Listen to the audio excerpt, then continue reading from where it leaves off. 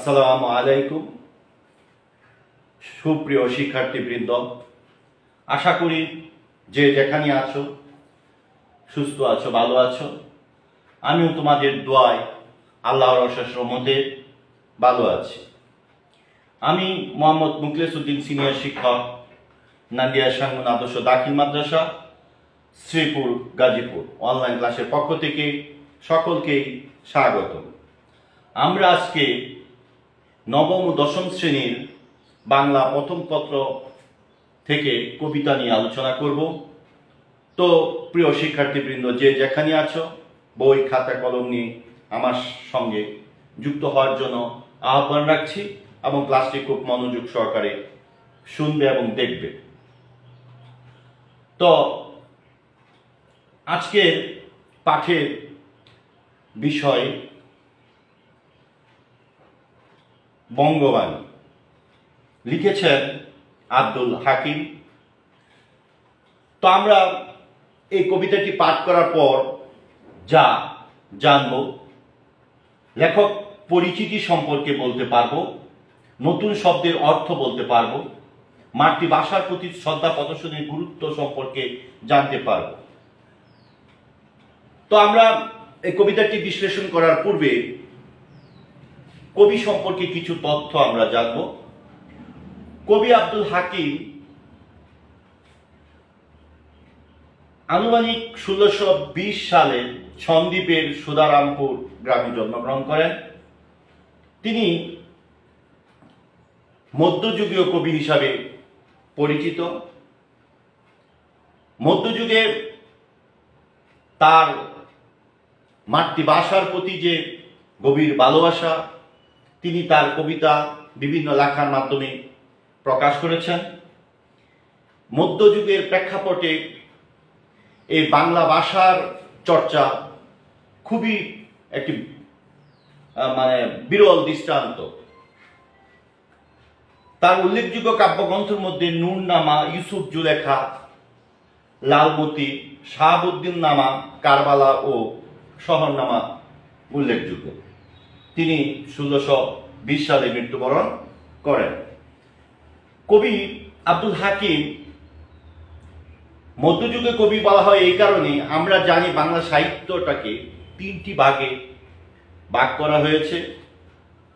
প্রথম যুগ, মধ্যযুগ, আধুনিক যুগ। প্রথম যুগ 650 সাল থেকে 1200 সাল পর্যন্তকে আমরা বুঝি প্রথম প্রাচীন যুগ। মধ্যযুগ 1201 থেকে 1800 সাল পর্যন্ত লেখা সাহিত্য চর্চাকে আমরা জানি মধ্যযুগ। এবং আধুনিক যুগ 1801 সাল থেকে অদ্যাবধি আজকে পর্যন্ত চলমান কে আমরা বুঝি আধুনিক যুগ। তো যেহেতু ওনার জন্ম 1620 এবং মৃত্যু 1690 সালে, সেই সুবাদে ওনাকে আমরা সবাই আব্দুল হাকিমকে মধ্যযুগের কবি হিসাবে আমরা জানি। তো আমরা কবিতাটি মনোযোগ সহকারে একবার পড়ব, তারপরে আমরা লাইন বাই লাইন বিশ্লেষণে যাব। তো কিতাব পড়িতে যার নাহিক অভ্যাস, সে সবে কহিল মুতে মনে হাবিলাস। তে কাজে নিবিদি বাংলা করিয়া রচন, নিজ পরিশ্রম তুষি আমি সর্বজন। আরবি ফার্সি শাস্ত্রে নাই কোনো রাগ, দেশি ভাষে বুঝিতে ললাটে পুরে ভাগ। আরবি ফার্সি হিন্দে নাই দুমত, যদি বা লিখে আল্লাহ নবীর সিফত। যেই দেশে যেই বাক্য কহে নরগণ, সেই বাক্য বুঝে প্রভু আপে নিরঞ্জন। সর্ববাক্য বুঝে প্রভু কিবা হিন্দু আনি, বঙ্গদেশী বাক্য কিবা যত ইতিবাণী। মারফত বেদে যার নাহিক অভ্যাস গমন, নাহিক গমন। হিন্দুর অক্ষর হিংসে সে সবে গণ। যে সবে বঙ্গে তো জন্মে হিংসে বঙ্গবাণী, সে সবে কাহার জন্ম নির্ণয় ন জানি। দেশী দেশ ভাষা বিদ্যা যার মনে নজরায়, নিজ দেশ ত্যাগী কেন বিদেশে ন যায়, মাতা পিতামহ ক্রমে বঙ্গেত বসতি, দেশি ভাষা উপদেশ মনে হিত অতি। তো আমরা কিছু শব্দার্থ জানবো, নতুন নতুন শব্দ। বঙ্গবাণী বাংলা ভাষা। হাবিলাস প্রবল ইচ্ছা, মারফত মরমী সাধনা। নিরঞ্জন আল্লাহ, সিফত গুণ, জুড়াই যুগাই। তো এখন আমরা কবিতাটি লাইন বাই লাইন বোঝার চেষ্টা করব। তোমরা খুব মনোযোগ সহকারে বোঝার চেষ্টা করো। কিতাব পড়িতে যার নাহিক অভ্যাস, সেসবে কহিল মুতে মনে হাবিলাস। হাবিলাস মানে প্রবল ইচ্ছা, মুতে আমাকে মানে কিতাব যারা পড়তে জানে না, যেহেতু আরবিতে লেখা, উর্দুতে লেখা, মধ্যযুগে যে সাহিত্যগুলি রচনা হতো সবই আরবি, উর্দু, এইসব ভাষায় লেখা হতো। আর সেই কারণে বাংলা লেখার খুব বেশি প্রচলন ছিল না, ফলে সাধারণ মানুষ সেই কিতাব বুঝতো না। আর সেই কারণে সাধারণ মানুষগুলির প্রবল ইচ্ছা জাগলো, কবির কাছে এসে বলতেছে যে বাংলা ভাষায় কিছু লেখার জন্য, তারা যেন সহজে বুঝতে পারে। তে কাজে নিবিদি বাংলা করিয়া রচন, নিজ পরিশ্রম তুষি আমি সর্বজন। নিবিদি মানে নিবেদিত। কবি তখন এই সাধারণ, সর্বজন মানে সাধারণ, সবাই এরকম সকলের কথা চিন্তা করে কবি নিজে নিবেদিত করলো বাংলা ভাষা, বাংলায় কবিতা, গল্প, কাব্য রচনা করার জন্য। কার অনুরোধে? সাধারণ মানুষের অনুরোধে। কারণ তারা বিদেশি ভাষা তারা বুঝতে পারত, তাদের পড়তে তাদের অভ্যাস ছিল না। আর সেই কারণে কবি নিজ উদ্যোগে, নিজ পরিশ্রম করে সাধারণ মানুষের জন্য তিনি সাহিত্য রচনা করার জন্য নিজেকে নিবেদন করেছেন। তা আমরা পরে প্যারায় যা দেখব, আরবি ফার্সি শাস্ত্রে নাই কোন রাগ, দেশি বাসে বুঝিতে ললাটে পুরে ভাগ।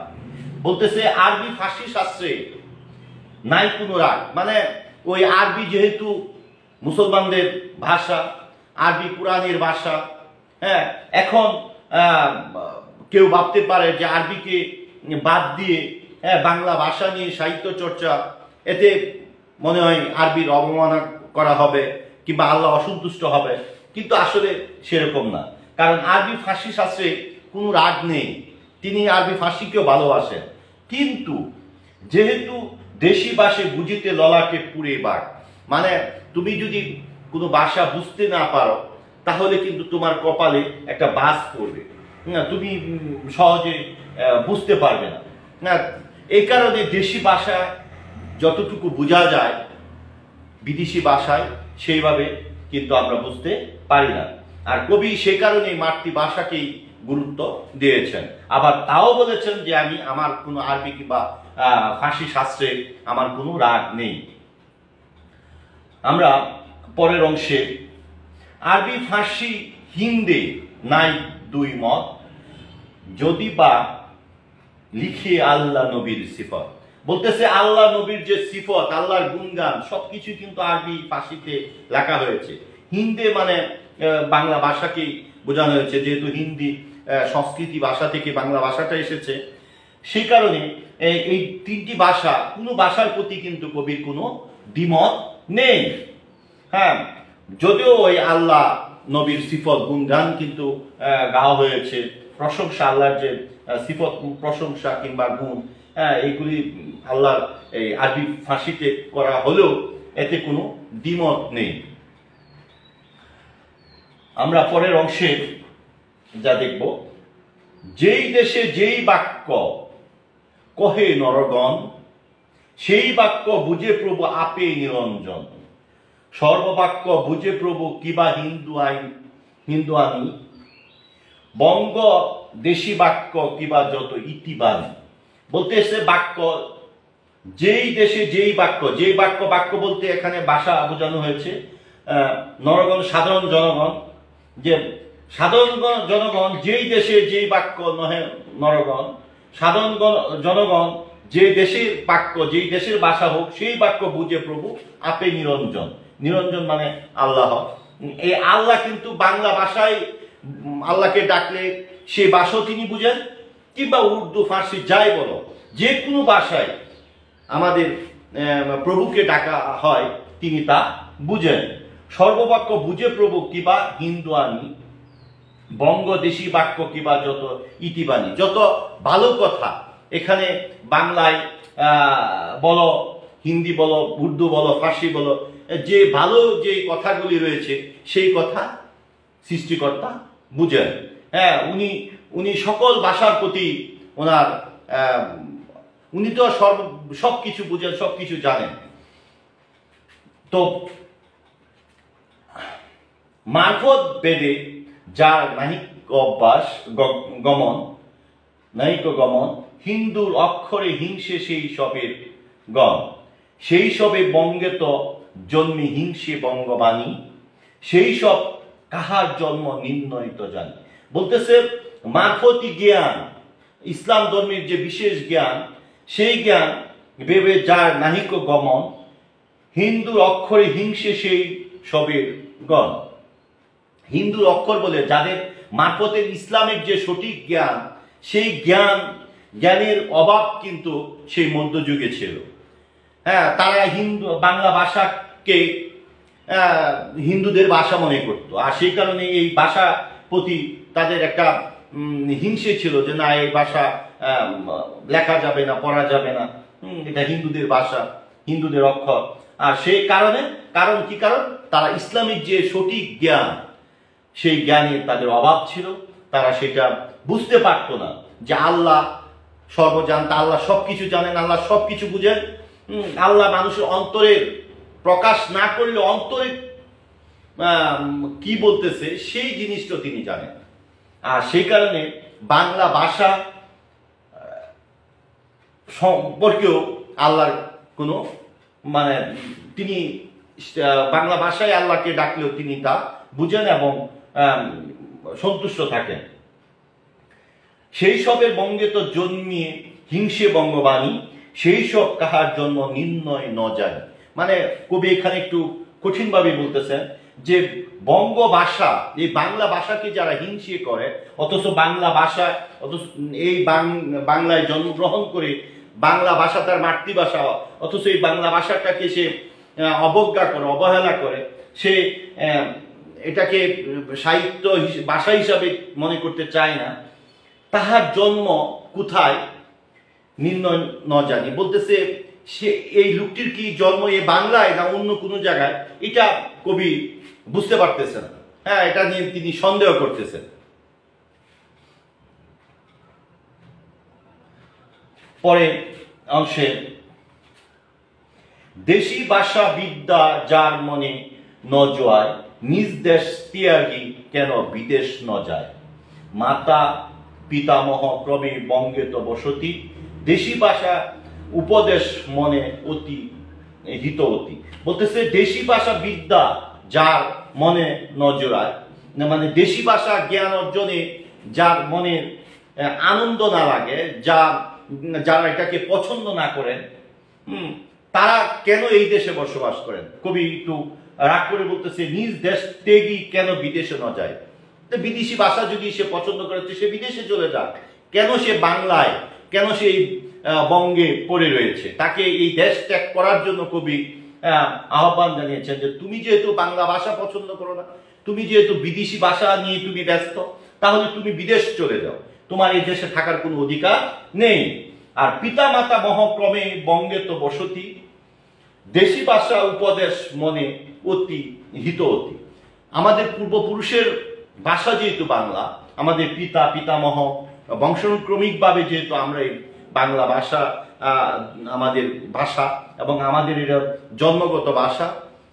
এই ভাষায় আমরা যে কোনো উপদেশ, যে কোনো আদেশ, যে কোনো লেখা আমরা যেভাবে বুঝতে পারবো, আমাদের মনের মধ্যে যেভাবে গেট গাঁথবে, অন্য কোনো ভাষায় কিন্তু আমরা অতি সহজে এই ভাষা আয়ত্ত করতে পারবো না।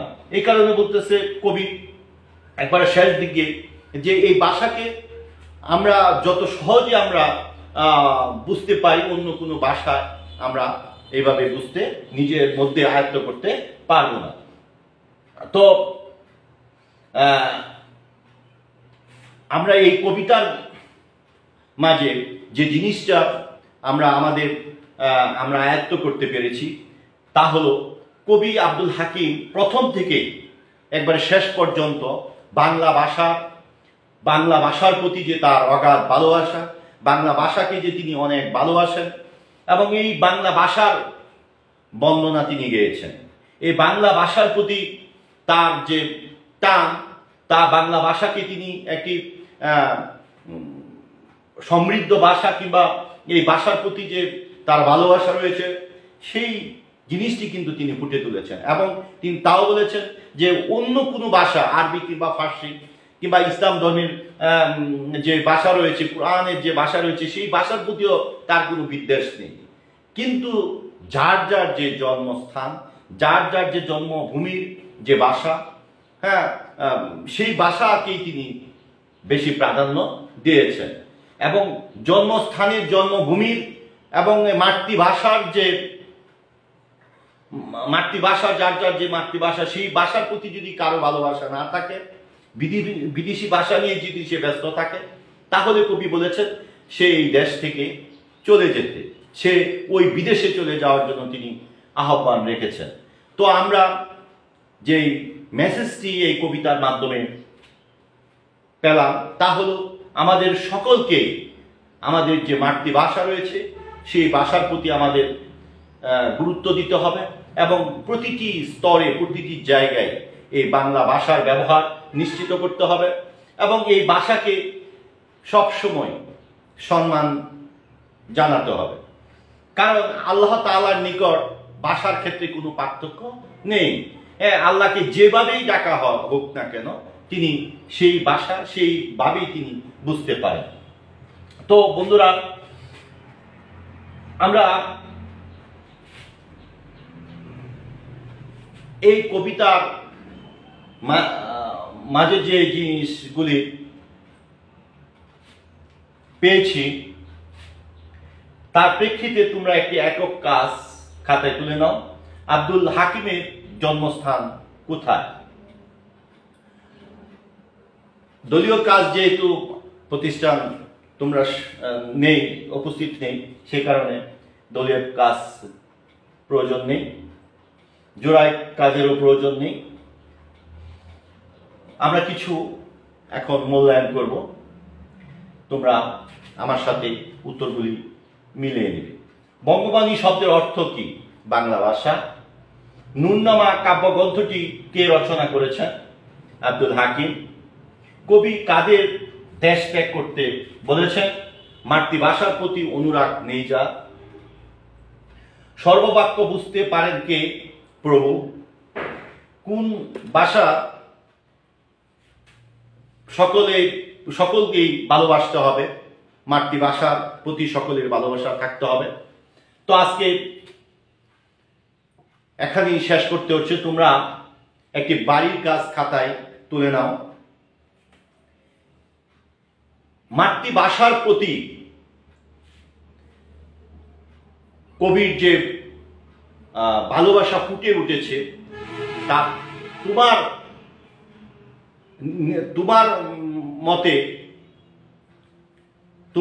মতে ওই তোমার দৃষ্টিকোণ থেকে কতটুকু যুক্তিযুক্ত তা সুন্দরভাবে ফুটিয়ে তোলো। তো বৈদ্যুতিক গোলযোগের কারণে শেষ স্লাইডের মাধ্যমে শেষ করতে পারছি না বলে দুঃখিত। তো আগামী ক্লাসে আবারও তোমাদের সাথে দেখা হবে সেই প্রত্যাশা রেখে আজকের মতো এখানেই শেষ করছি। খুদা হাফেজ। আসসালামু আলাইকুম।